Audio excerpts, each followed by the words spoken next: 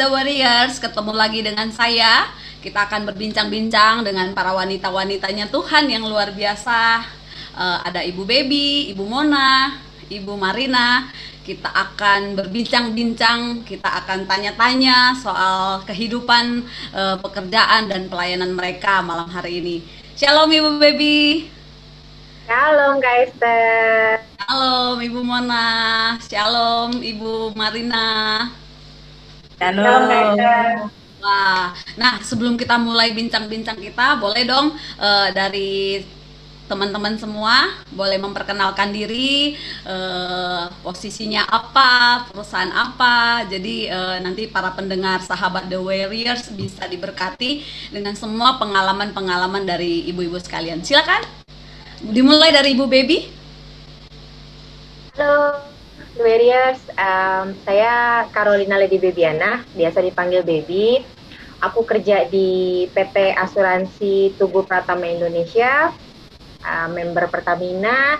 Posisiku saat ini jadi PLT Bank dan Broker Group Head. Wow, Ya. nah, keren ya. Kalau Ibu Mona gimana Ibu Mona? Shalom The Warriors, saya Mona, saat ini bekerja di Bank CMB Niaga, sudah hampir 15 tahun. Wow. Posisi terakhir sekarang Branch Operation Service Manager. Keren ya, 15 tahun. Nah, Ibu Marina. Hai, saya Marina, terus biasa dipanggil Kak Ade. Saya saat ini bekerja di satu perusahaan swasta asing, ya, JCK Devrian namanya. Jadi dia bergerak di bagian ya untuk berhubungan sama BI dan lain-lain. Saya bekerja di sini baru 3 tahun, nggak kayak Bu Mona, karena saya kutu loncat, saya suka loncat-loncat, suka pindah-pindah. Iya. Total pengalaman bekerja saya sekitar dari tahun 95 lah, dari saya lulus saya kerja terus sampai sekarang. Nah, posisi saya di situ direktur keuangan, ya urusan duit lah, ya, dah itu aja. Wah, keren ya. Keren banget Ibu Baby, Ibu Mona, Ibu Marina. Nah, teman-teman, kita kan nggak nyangka ya, pandemi ini tuh ternyata tuh masih berkepanjangan. Kita pikir dulu nggak mungkin lah, paling juga sebulan, 2 bulan, 3 bulan gitu ya. Paling setahun lah gitu ya. Tapi ini kita udah mau mendekati 2 tahun ya teman-teman ya. Nah, boleh dong berbagi teman-teman bertiga nih. Apa sih yang paling kalian rasain di pandemi ini? Yang paling nyata yang namanya kita ibu-ibu, selain jadi wanita karir, tapi kan harus tetap jadi ibu rumah tangga yang baik, yang menyenangkan hati suami dan anak-anak. Nah, gimana nih ibu-ibu wanita karir ini nih? Di dalam pandemi ini kan tentunya ada yang WFH ya, ada juga yang harus WFO gitu kan. Membagi waktunya di pandemi ini justru lebih enak sekarang atau yang sebelum-sebelumnya? Yuk, boleh dari Ibu Mona. Kalau saya pribadi dengan kondisi pandemi sekarang agak sulit membagi waktunya karena anak-anak harus sekolah di rumah. Jadi pikiran terpecah antara kerjaan dan tugas anak gitu, dan tantangannya lebih berat karena kita setiap hari harus keluar kantor dengan kondisi pandemi ini. Di luar sana ya begitu banyak lah teman-teman yang di sekitar kita yang banyak terpapar. Jadi akhirnya kita pun harus menjaga kesehatan tubuh kita, membagi waktu, harus mengurus keluarga dan juga anak. Gitu sih kalau dari saya. Resikonya lebih gede juga ya. Betul, betul. Apalagi kita nggak bisa WFH ya, kita bekerja di bank itu tidak ada WFH karena kita pelayanan, jadi ya kita harus setiap hari masuk ke kantor. Dikala teman-teman yang lain mungkin bisa WFH, tapi ya kita harus terima dan enjoy dengan kondisi seperti ini. Wah, ini baru saya tahu nih kalau yang bagian perbankan nih ternyata harus WFO ya, jadi harus mobile di onsite di kantor ya. Wah, ya. Bagaimana dengan Ibu Baby? Saya puji Tuhan kantornya fleksibel, jadi kadang WFH, kadang WFO, cuman karena PPKM ini kita semua full WFH, puji Tuhan 100% gitu. Jadi kalau dilihat orang-orang pada fight gitu ya, harus tetap berjuang untuk di jalan gitu, berjuang juga takut kenapa-napa sama penyakit gitu, kena terpapar lebih cepat gitu. Cuman di rumah itu sebagai ibu rumah tangga juga multiple job juga gitu. Kebetulan anak saya udah gede ya, jadi kadang cuman kesel aja kalau ngelihat kayaknya kok tidur ya gitu, bukan di sekolah. Biasanya jam-jam segini kan anak sekolah gitu kan, bangun udah mandi gitu. Sekarang stylenya udah beda gitu, jadi muka seger, mereka sekolah udah depan gitu, dan nggak ada sosialisasi. Dan yang saya lihat di rumah juga kan cuman kotak-kotak, dia lagi gitu. Tapi ya puji Tuhan, sebenarnya sih kalau menurut saya ya tergantung gimana kita menyingkapi keadaan sih. Jadi ini keadaan kan akan kita nggak tahu sampai kapan gitu. Maksudnya dalam keadaan mungkin kondisinya akan berkepanjangan atau cepat berakhir, ya mungkin kita harus membiasakan diri gitu. Jadi kalau dibilang kerja jadi 24 jam semenjak pandemi gitu. Jadi kerjaan rumah nggak kelar-kelar ya kan. Kerjaan di kantor pun karena laptop kita ada di rumah 24 jam, malah sampai tengah malam masih diganggu sih. Iya. Jadi memang beda-beda ya, beda dengan Bu Mona, Bu Baby gitu ya. Tapi dari situasi yang kita alami saat ini, pasti dong ya kita bisa melihat dari sisi pertolongan Tuhan, kesaksian atau mukjizat yang kita alami justru di dalam keterpurukan ini, di dalam hektiknya pekerjaan, harus mengatur dengan anak-anak, harus mengatur dengan pekerjaan rumah dan pekerjaan kantor. Nah, Bu Marina boleh nih, ada nggak kesaksian yang mukjizat atau dalam situasi kayak begini tuh justru Tuhan tuh bekerja gitu loh? Gimana nih Bu Marina? Atau cuma dipandang negatif, atau memang ada ini nih, ada pertolongan Tuhan gitu? Ya, saya tuh ngalamin gini, setahun ini kan kita semua aktivitas kuliah ya kan, kantor itu kan diwacanakan untuk di rumah ya. Nah, anak saya itu kan waktu tahun lalu itu kan dia tuh kan kuliah di Jogja, otomatis kuliah online, dia pulang ke Jakarta gitu. Karena dia pulang ke Jakarta, terus juga saya banyak di rumah, jadi bonding dengan anak itu jadi lebih akrab gitu. Ya sebelumnya juga akrab, cuman jadi tuh saya tuh ngerti dia tuh aktivitasnya apa, bisa lihat kegiatannya apa, terus saya bisa memicu dia. Kayak kemarin dia lulus 3 tahun lebih 7 bulan itu karena sepanjang tahun ini dari 2020 Juni sampai Januari itu saya push terus gitu. Maksudnya kalau saya tuh nggak ngebayangin kalau misalnya dia pada saat skripsi dia di Jogja gitu ya, which is dikelilingi teman-temannya ya kan. Nah itu saya ambil sangat, itu mukjizat bagi saya, itu mukjizat gitu, karena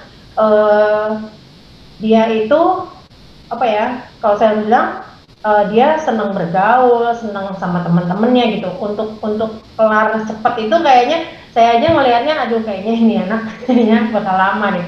Ternyata enggak gitu. Dia ternyata tanpa saya sadari ternyata dewasa gitu. Jadi kita bisa ngelihat suatu perubahan gitu dari pandemi ini. Saya rasa banyak banget keluarga-keluarga yang makin dekat, makin erat, makin tahu satu sama lain gitu. Jadi tergantung bagaimana kita menanggapi ya. Ya ini keren banget, maksudnya lebih intens dengan keluarga, lebih intens dengan anak-anak. Apalagi Bu Mona ya, anaknya masih kecil gitu kan. Apalagi yang masih online tuh, dua-duanya tuh. Memang hektik sih, pasti hektik. Tapi paling enggak jadi lebih lihat, belajarnya kayak begini toh gitu ya. Ya Bu Mona ya. Nah, wah keren banget. Ya, itu bagaimana kita merespon kejadian yang saat ini ya, mau itu positif mau itu negatif, bagaimana kita menanggapi, begitu ya teman-teman ya. Nah, yang paling keren pertanyaan di ruangan kita ini kan, ibu-ibu nih identitasnya, statusnya kan wanita ya. Kita bersyukur ya Ibu Kartini telah mengadakan emansipasi wanita. Jadi yang tadinya wanita tuh cuman bisa dibilang wanita tuh makhluk yang lemah, terus harusnya di dapur saja gitu kan. Tapi ini keren banget nih, Ibu Baby, Ibu Mona, Ibu Marina gitu ya.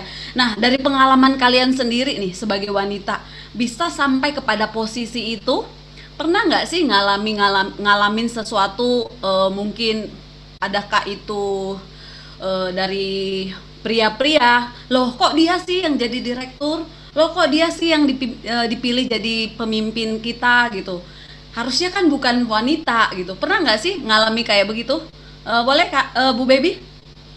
Ya, kebetulan banget di kantor saya agak kurang kesetaraan gendernya, jadi hampir semua leader-leadernya rata-rata laki-laki ya, dan sudah cukup senior juga gitu. Nah, balik ke tadi pertanyaan, ada mukjizat nggak nih selama pandemi? Justru puji Tuhan, di balik masalah pandemi yang kita alamin semua itu malah Tuhan angkat saya gitu. Jadi sebenarnya posisi ini baru 2 bulan ya saya pegang ya gitu. Jadi awalnya nggak gampang sih. Mungkin buat teman-teman juga yang memang lagi bergumul ya sama pekerjaannya, nggak gampang untuk bisa mencapai sesuatu gitu. Kalau bukan karena campur tangan Tuhan gitu. Jadi kalau aku sama suami aku sering bilang pegangan ayatku ya, kalau untuk kerjaan tuh di Kolose 3 ayat 23. Apapun yang kamu perbuat dengan segenap hatimu seperti untuk Tuhan dan bukan untuk manusia. Jadi sebelum aku diangkat, aku ngelakuin pekerjaan yang sudah ditinggalkan atasan aku, walaupun gaji juga belum naik atau apa, apresiasi juga belum kelihatan gitu. Tapi saya melakukannya dengan sukacita, ya puji Tuhan, nggak perlu dilihat orang, tapi Tuhan yang lihat gitu. Jadi akhirnya ya Tuhan angkat kita gitu. Nah itu menurutku gimana caranya kita mau melakukan yang terbaik dulu deh gitu. Urusan mau diangkat, urusan apapun itu sebenarnya kan hal sepele ya. Tuhan pasti udah siapkan yang terbaik gitu. Jadi buat teman-teman semuanya, jangan pernah putus asa. Kalau sekarang belum atau sekarang lagi ngadepin masalah yang sulit sekalipun, ya pertolongan Tuhan tuh nggak pernah terlambat sih menurut aku gitu. Iya. Ya, keren banget ya. Jadi maksudnya justru di dalam pandemi ini posisi yang Tuhan malah angkat sementara yang di kantorku tuh senior tuh banyak banget. Dan mungkin aku mau share dengan posisi sekarang ini, latar belakang pendidikanku tuh biasa banget gitu kan, sarjana biasa, bukan dari sekolah yang luar biasa juga gitu. Tapi dibandingkan dengan pendidikan teman-teman satu peers itu yang udah mungkin udah S3 dan lain-lain gitu. Nah itu yang aku bilang, nggak ada yang nggak mungkin kalau Tuhan mau campur tangan. Cuman campur tangan Tuhan itu harus kita lihat juga dari apa yang kita buktikan sama Tuhan, kita memang berusaha yang terbaik gitu sih. Tapi di sepanjang posisi kalian sekarang ini, pernah nggak sih ada angin-angin intimidasi yang seperti saya bilang tadi? Maksudnya ini wanita nih, nggak pantas nih jadi direktur, aduh nggak pantas nih Ibu Mona jadi kepala cabang, atau apalah gitu. Pernah nggak sih ada angin-angin intimidasi yang memang bikin kita tuh jadi, iya ya, kok gua ya, apa gua layak gitu? Gimana Bu Mona? Ya, kalau aku sih kalau intimidasi laki sama gender ya, laki sama perempuan sih mungkin belum nggak merasakan itu. Cuma yang saya rasakan, saya waktu saya dipromosikan menjadi branch operation itu di Jakarta Selatan itu saya yang paling muda sendiri gitu. Oh, jadi ini usia ya, senior dan junior. Ya, lebih ke usia. Jadi senior semua gitu yang menjadi posisi itu. Tapi di saat itu saya dipromosiin, saya juga merasa padahal banyak gitu teman-teman yang di luar sana yang sudah umurnya jauh di atas saya, sudah lebih lama, pengalamannya lebih banyak. Tapi ya itu kalau Tuhan sudah pilih, seperti kata Bu Bi bilang ya, itu pasti merasa amazing gitu. Wah, gimana nih di antara teman-teman, sampai pun orang-orang pun juga bilang, oh kamu tuh paling muda loh se-Jakarta Selatan yang diangkat jadi BOSM gitu ya. Bersyukur gitu dengan keadaan seperti itu ya. Memang kalau Tuhan sudah pilih, kita harus siap dengan kondisi itu, dan ya pasti kita merasa sesuatu yang luar biasa lah. Gitu sih. Kalau ini mah malah Bu Monanya yang merasa nggak enak ya. bukan angin intimidasi, tapi dari Bu Monanya, aduh masih banyak yang lebih senior nih, tapi ya itu karena Tuhan yang sudah pilih dan tetapkan, ya nggak ada yang halangin ya. Kalau pengalaman Ibu Marina gimana? Oh, hampir sama kayak Mona. Jadi bukan karena promosi, jadi saya itu kan kalau masuk ke company biasanya karena di hire sama headhunter ya. Nah, biasanya saya itu nggak tahu kan kondisi company itu gimana, terus anak buahnya umurnya berapa gitu kan, terus ada apa yang pasti kalau company-nya udah mau hancur, biasanya saya dimasukin ke situ gitu. Nah, suruh beresin. Nah, kebanyakan saya masuk ke company yang tadi yang kayak Mona bilang, anak buah saya itu jauh lebih tua dari saya gitu. Bahkan ada yang udah bertahun-tahun di situ, tapi dia posisinya di situ-situ aja gitu. Nah, itu yang harus kita sikapin dengan bijaksana, dengan kasih gitu. Kita masuk ke situ, kita tetap respect bahwa mereka adalah orang lama, kita adalah teman sejawat, jadi bukan masuk sebagai bosi, bukan masuk sebagai bos gitu ya. Kita tetap hargai mereka dan kita harus apa ya? Kalau dari saya itu saya senang mendevelop orang gitu, senang mendidik orang supaya hidup saya juga lebih nyaman. Artinya gini, kalau punya anak buah pinter, atasan tuh hidupnya lebih easy kan, ya kan? Easy, smarter my people, easier my life gitu kan. Itu prinsip saya dan itu yang saya ceritakan ke mereka begitu saya masuk suatu perusahaan. Jadi kita itu kalau misalnya menghadapi, kalau dari saya ya, menghadapi situasi yang kayak gitu, kita harus tanamkan kalau orang itu trust sama kita gitu. Dan kita tuh bahwa kita tuh datang dengan kasih gitu, bukan datang dengan oh gue mau beresin gitu semuanya gitu, kayak gitu nggak. Ya itu sih pengalaman saya. Lebih tua biasanya, yang saya datangin tuh orang-orangnya biasanya lebih tua. Ya, jadi keren banget nih. Maksudnya kalau pada umumnya kan kita sebagai wanita tuh dalam kalau kita mencapai satu posisi yang lebih tinggi dari para pria, biasanya ada tadi seperti yang saya bilang angin-angin intimidasi. Tapi puji Tuhan nih, bertiga nih yang ibu-ibu yang saya sedang wawancarai ini, justru mereka sendiri yang merasa nggak pantas dengan usia atau dengan pengalaman gitu, tapi yang namanya Tuhan sudah pilih dan tetapkan, ya lakukanlah tadi seperti yang Bu Baby bilang, kita lakukan seperti untuk Tuhan gitu ya. Nah, ibu-ibu ada lagi nih, coba di tengah-tengah kesibukan sebagai wanita karir, tadi Bu Baby bilang itu laptop pun sampai 24 jam, kalau bisa 24 jam udah kerja gitu ya. Kalau laptop bisa ngomong, gue capek nih, dia ngomong gitu. Nah, selain sebagai wanita karir dengan kesibukan gitu ya, dan saya tahu nih bertiga nih pelayanan juga ya, pelayanan juga nih bertiga. Gimana sih bagi waktunya, atau pelayanan itu sebagai tambahan di tengah-tengah kesibukan, atau gimana? Dari siapa dulu nih? Dari Bu Baby. Buat aku life balance itu kan penting ya. Jadi kita ngejar karir ya, ngejar harta lah di dunia ya, harus balance dengan kita ngejar harta juga di surga gitu. Jadi saya kerja buat Tuhan kan, kerja buat manusia supaya saya digaji, tapi saya kerja buat Tuhan untuk menyenangkan hati Tuhan juga melalui pelayanan gitu. Justru apa yang saya terima, pelayanan itu justru yang membuat saya semakin dekat sama Tuhan. Ya, dengan dekat sama Tuhan itu saya mengenal Dia lebih dan saya mempercayakan hidup saya, dan ya inilah hasilnya gitu, dari apa yang udah janji Tuhan itu kan pasti tergenapi pada waktunya gitu. Jadi capek iya kayaknya non-stop ya kita ya. Waduh, Senin sampai Jumat, Sabtu ada kita acara gitu kan di The Way gitu kan, Sabtu ada komsel, terus Minggu juga kita switching kan ke Esther ya, kadang aku jadi WL, kadang jadi single atau apa gitu. Cuman sekali lagi, masa sih kita takut sama bos gitu ya, takut sama atasan, tapi masa ya sih kita nggak takut sama Tuhan yang punya segalanya gitu. Jadi Tuhan nggak minta ditakutin sih gitu, Tuhan cuma minta kita setia melayani Dia aja, bikin Dia senang aja. hidup kita sih udah terjamin gitu. Jadi nggak perlu nyenengin hati orang dengan apa namanya cari muka gitu ya kan. Cari mukanya ke Tuhan aja lewat pelayanan. Walau jauh banget ya Bu Baby ya. Iya. Wih, Dari Bekasi loh ke best BSD ya kan sesuatu. banget ya. Jadi walaupun sibuk, tetap ada kerinduan untuk melayani ya Bu Ya, Baby. life balance itu penting. Bumi dan surga ya. Bagaimana dengan Bu Mona? Ya, kalau saya emang dari dulu tuh melayani, karena dalam hal ini saya melayani anak-anak ya, pelayanan anak gitu ya.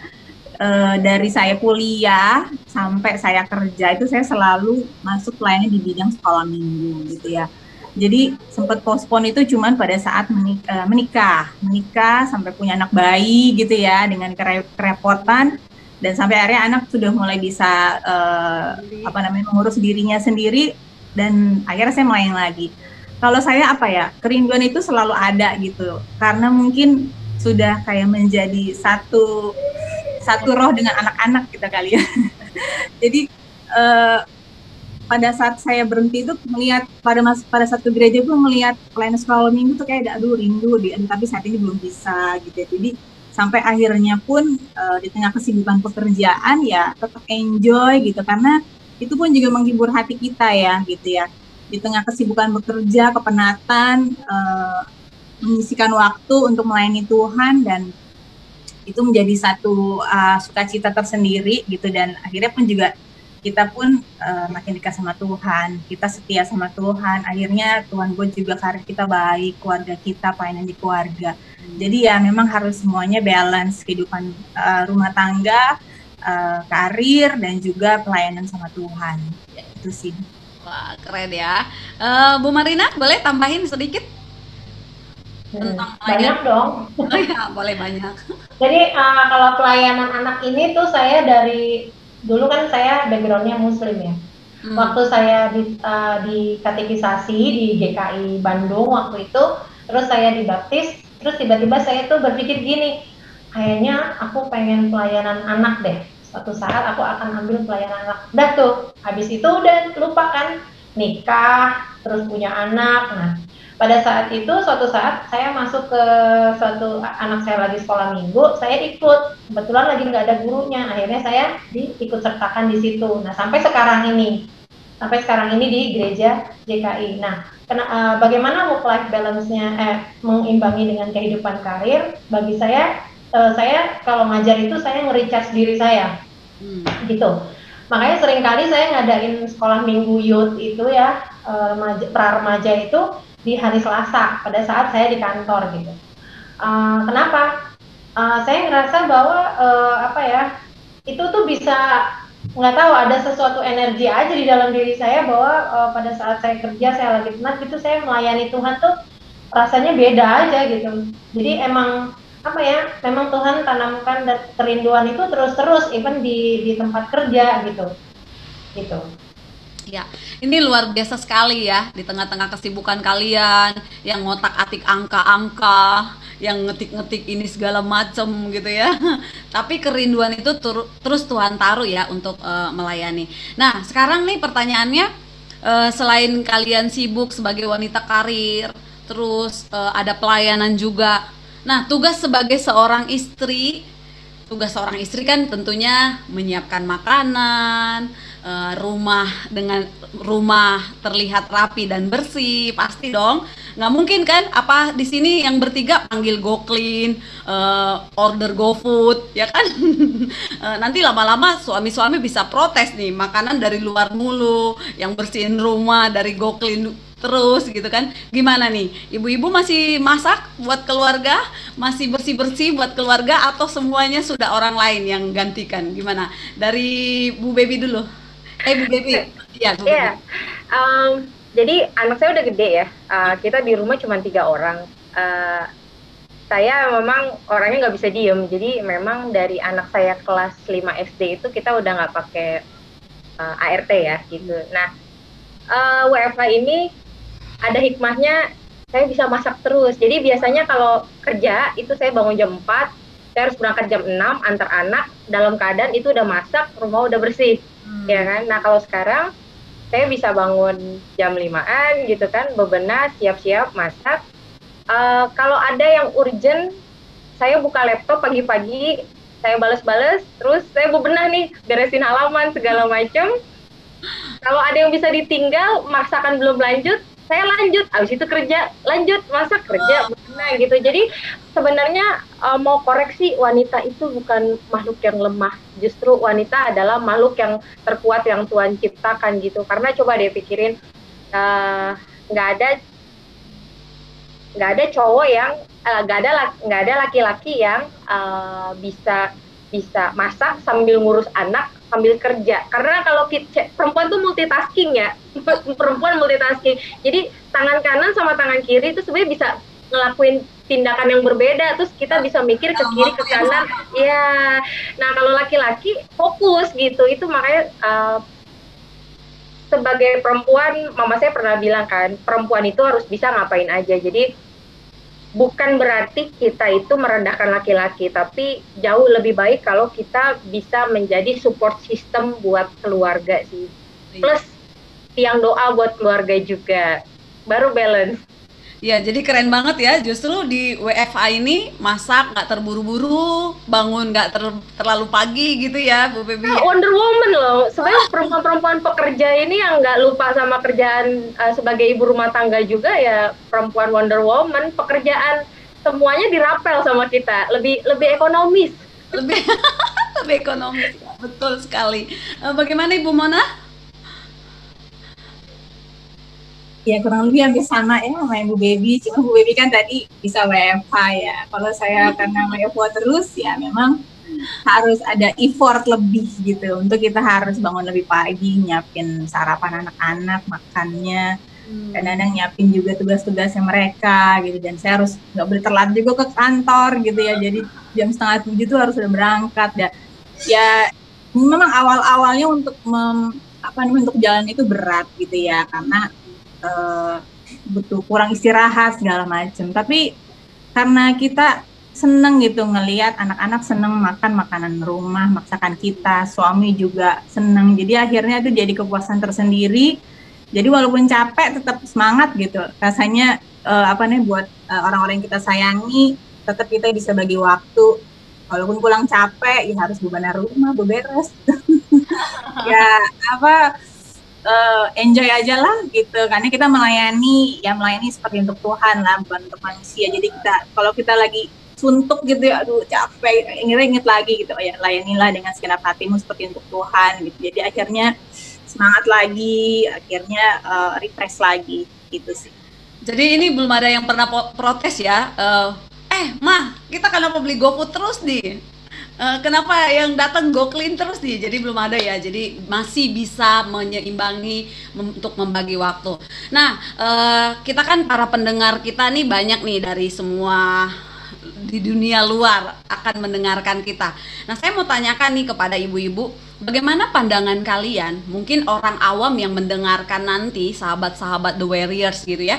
Bagaimana pandangan kalian? Menurut kalian apa sih kelebihan atau kekurangan kalau perempuan itu jadi pemimpin di satu perusahaan, maukah itu perusahaan kecil atau perusahaan besar?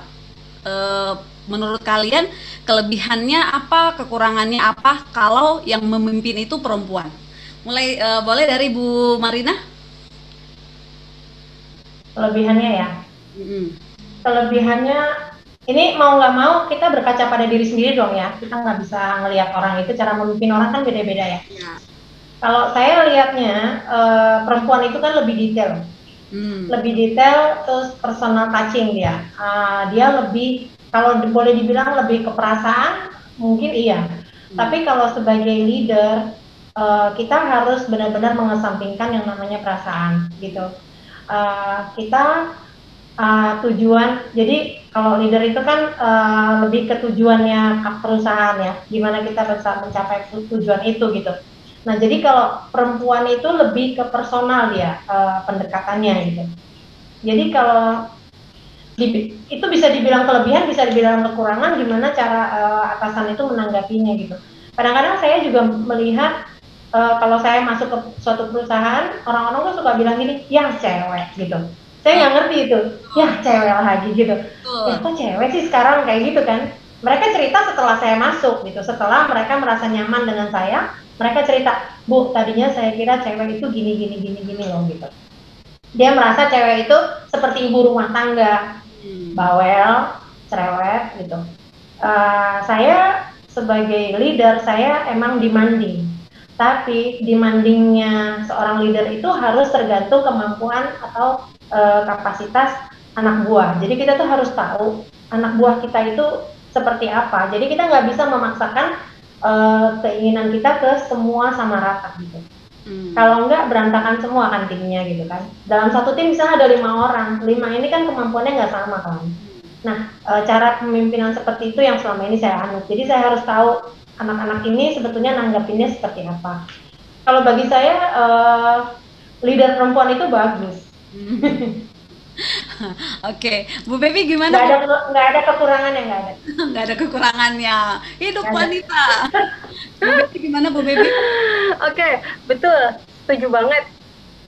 Cewek itu, leader cewek itu minusnya cerewet ya. Cerewetnya pakai banget. Jadi kita going to detail apapun itu kita akan sangat-sangat teliti gitu. Tapi mungkin buat nanti teman-teman kalau memang sekarang sudah jadi leader atau akan menjadi seorang leader walaupun perempuan tetap harus bisa sebijaksana seperti seorang bapak juga gitu. Jadi kita detail penuh kasih sayang sama tim kita. Kita tahu tadi Kak Ade bilang kan tahu kelemahan dan kelebihan timnya masing-masing. Oh, si A bisa begini. Oke, kita tutupin kekurangannya gitu. Jadi seperti mendidik anak sendiri gitu kalau di tim itu. Jadi itulah keunggulannya kalau jadi leader wanita gitu. Kita sangat-sangat sabar untuk bisa memahami seperti wanita lagi ngurus anak gitu kan. Tapi kecerewetan kita sebagai seperti ibu rumah tangga pun juga mungkin banyak yang kadang-kadang makanya orang bilang, aduh bosnya cewek. Ya itu, karena saya sendiri pun kalau punya bos cewek mikir sih, karena emang sangat cerewet gitu. Tapi kecerewetan kita itu sebenarnya demi kebaikan gitu. Jadi memang ada baiknya dalam satu perusahaan itu balancing orang itu memang jangan semuanya cowok atau semuanya perempuan gitu. Karena stylenya perempuan sama laki-laki itu dalam memimpin memang beda sih. Ya, thank you ya. Nah, teman-teman dari cerita kita dari awal sampai ini mau ke penghujung, itu tuh terlihat dari kalian bertiga itu pemimpin yang bijaksana, ya kan? Pemimpin yang beriman, pemimpin yang punya waktu juga untuk melayani, pemimpin yang punya keluarga yang harmonis. Nah, teman-teman, saya mau mengajak kita nih dari kalian bertiga, yuk dong kasih tips atau saran buat teman-teman yang mendengarkan rekaman kita hari ini. Kasih tips atau saran bagaimana seorang wanita muda atau seorang wanita itu dapat menjadi pemimpin yang bijaksana, pemimpin yang beriman, pemimpin juga yang punya keluarga yang harmonis walaupun situasinya tuh crowded banget. Maksudnya dengan kesibukan yang dipercayakan untuk memimpin satu perusahaan. Silakan dari Bu Mona, saran dan tips buat pendengar kita.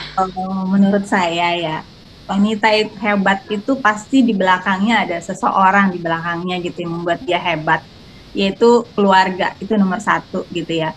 Support keluarga itu penting banget untuk seorang wanita, akhirnya dia bisa meniti karirnya sampai ke jenjang yang lebih tinggi gitu. Jadi kalaupun yang belum punya keluarga, tentu support dari orang tua itu sangat penting, doa orang tua. Yang sudah punya suami, support dari suami gitu ya, dia boleh mengerti keadaan istrinya mungkin dengan kesibukannya sebagai seorang wanita karir, bila ada masalah saling menopang, saling berdoa gitu ya, kesatuan hati, dan akhirnya si wanita ini bisa survive gitu ya di tengah kondisi pekerjaan yang mungkin banyak beban, begitu banyak pressure gitu ya.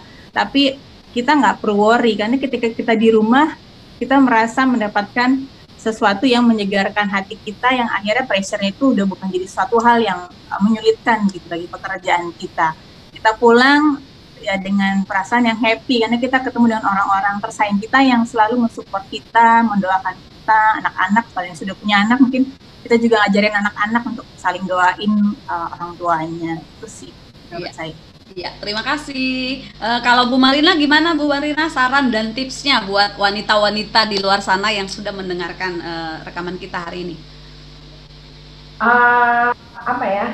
Sebagai wanita itu kita nggak boleh minder, karena apa? Kita itu harus selalu memperlengkapi diri kita dengan pengetahuan yang tinggi, intinya gitu.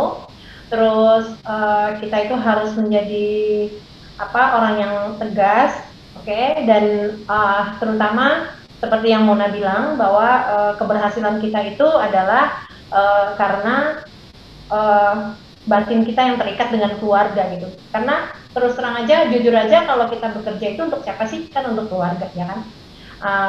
Dan untuk kepemimpinan itu, tirulah kepemimpinan Yesus, gitu aja sih bagi saya. Karena kita tuh memimpin tidak bisa dengan dengan hati yang sangat keras gitu loh. Kita itu harus, yang tadi Baby bilang, bijaksana, harus dengan kasih gitu. Karena kasih itu mengalahkan semuanya sih.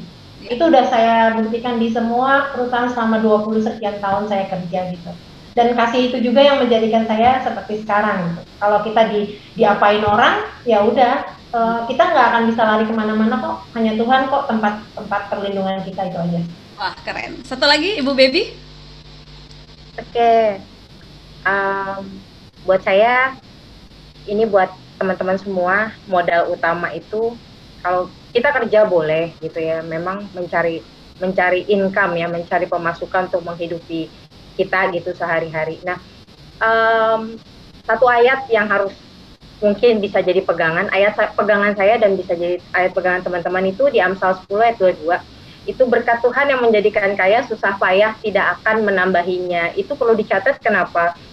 Banyak orang yang gila kerja, workaholic, yang benar mungkin bisa 24 jam, karena orientasi dia itu pengen dapat karir gitu, pengen bisa mencapai ini dan itu. Tapi kalau kita bekerja, kita melakukan segala sesuatunya itu berdasarkan kemampuan kita pribadi, ya memang sebagai manusia ya memang kerja keras itu dibutuhkan gitu. Cuman kalau kita berpegang dengan ayat yang tadi saya bilang, berkat Tuhan yang jadikan kaya, kita do the best aja sih. Sebenarnya ikut Tuhan tuh gampang banget ya, maksudnya simple, bukan gampang sih. Ikut Tuhan nggak gampang, tapi sebenarnya simple yang Tuhan mau. Jadi ya lakukan aja yang terbaik, serahin sisanya sama Tuhan gitu. Jadi nggak usah ngoyo harus begini. Hidup penuh perencanaan perlu, tapi dalam perencanaan kita itu perlu minta bagiannya Tuhan untuk melengkapi semuanya. Nah, ini yang kadang-kadang kita suka lupa, kerja mati-matian, gue nggak dapet apa-apa, kadang-kadang kan gitu ya. Nah, karena apa? Konsepnya salah.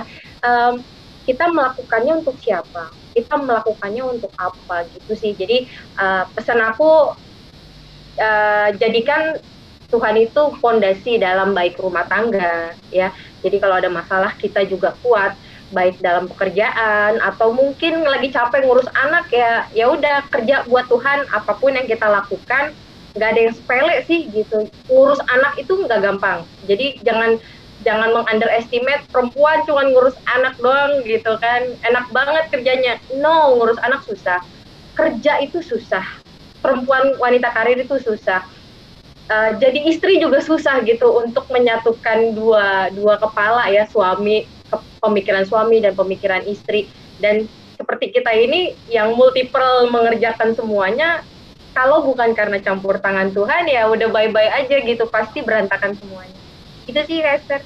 Ya, ini kita harus mengakhiri pembicaraan kita. Terima kasih banget semua kesaksian, semua pengalaman yang sudah dibagikan. Terima kasih Ibu Baby, terima kasih Ibu Mona, terima kasih Ibu Marina. Sahabat-sahabat The Warriors, boleh dari semua perbincangan yang kita sudah perbincangkan hari ini, semoga diberkati. Jangan lupa like, subscribe, dan share, juga komen channel YouTube kami. Dan Tuhan Yesus memberkati. Tuhan bisa pakai siapapun. Kalau Tuhan sudah pilih kita, baik wanita atau pria, kalau Tuhan sudah pilih, Tuhan yang akan berkarya dalam kehidupan kita. Amin. Tuhan Yesus memberkati. Bye. Kasih.